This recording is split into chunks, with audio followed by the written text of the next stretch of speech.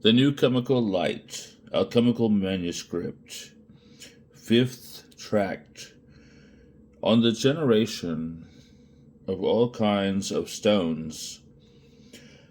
The substance of stones is the same as that of all other things, and their quality is determined by the purity of the places in which they arise, when the four elements distill their vapor to the center of the earth. The archeus of nature expels and sublimes it in such a manner that it carries it with it in its passage through the pores of the earth. All the impurities of these places up to the surface, where they are congealed by the air. All that pure air engenders, being congealed by crude air, their ingression being mutual, so that they join one with another, since nature rejoices in nature. Thus rocks and stones are gradually built up and generated. Now, the larger the pores of the earth, the greater is the quantity of impurities carried upward, and thus the earth is most completely purified under those places where there is a great accumulation of stones or rocks at the surface. And in this manner the procreation of metals becomes easier in these places. This explains the fact that metals are scarcely ever found in plains, but nearly always in the bowels of rocky hills. The plains are often moist with elemental water, which attracts to itself the rising vapor, and with it is digested by the rays of the sun into the rich clay, which potters use. In places where the soil is gross and the vapor contains neither unctuousness nor sulfur, it produces herbs and grass in the meadows. The precious stones, such as diamonds, rubies, and emeralds, chrysoprase, onyx, and carbuncle, are all generated in the same manner as ordinary stones.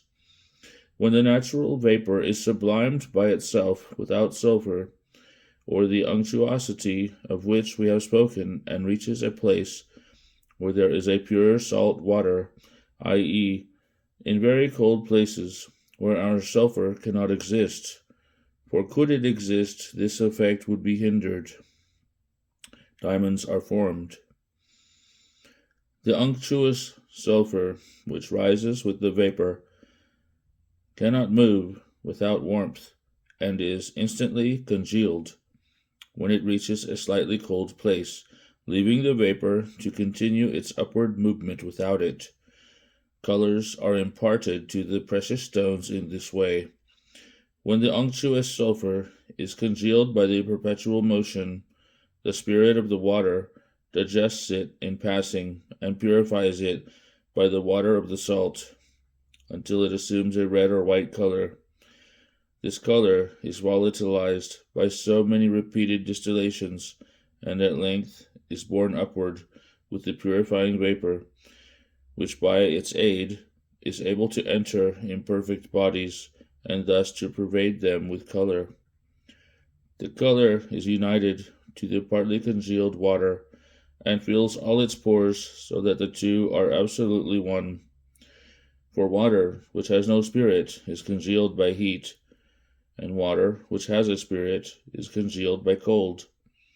But he who knows how to congeal water by means of heat, and to join to it a spirit, is like to discover something 1,000 times more precious than gold, or anything which is in the world.